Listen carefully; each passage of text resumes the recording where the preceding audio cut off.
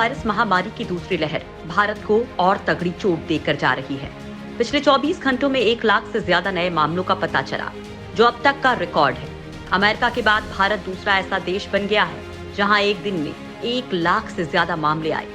पहली लहर के मुकाबले दूसरी में केसेस तेजी से ऊपर चढ़ रहे हैं। 11 फरवरी को जहां 10,000 के आसपास डेली केसेस आ रहे थे, तो अप्रैल के बाद तो ये 80,000 से ऊपर पहुंच गया।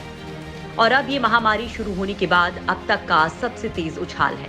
रविवार के दिन 50,000 से ज्यादा नए सक्रिय मामले जुड़े हैं। अब देश में कोरोना वायरस के 7 लाख से ज्यादा एक्टिव केस हो चुके हैं।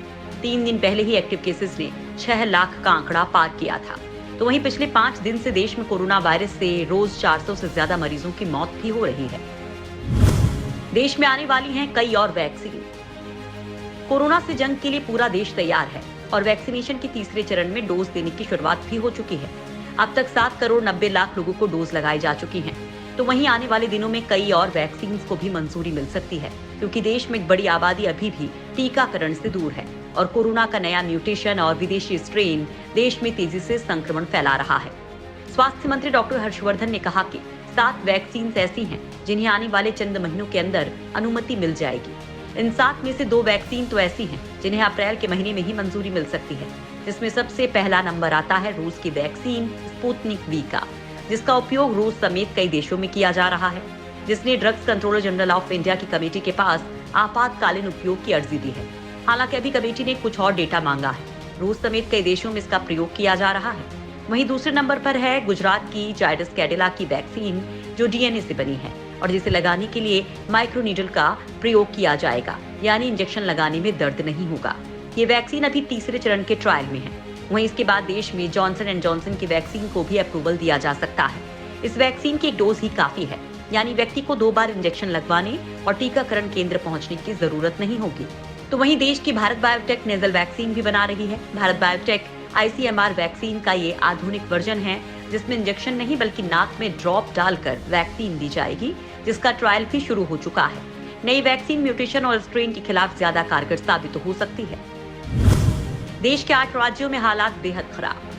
देश में फिलहाल 8 राज्यों की स्थिति सबसे ज्यादा खराब बताई जा रही है, जिनमें महाराष्ट्र, छत्तीसगढ़, कर्नाटक, दिल्ली, तमिलनाडु, उत्तर प्रदेश, मध्य प्रदेश और गुजरात शामिल हैं। इन राज्यों से 80.96% मामले सामने आ रहे हैं। रविवार को देश में 1,04,000 नए मामले सामने आए हैं, जिसने पिछले साल सितंबर में एक दिन में सामने आने वाले 99,181 मामलों के रिकॉर्ड को तोड़ दिया है।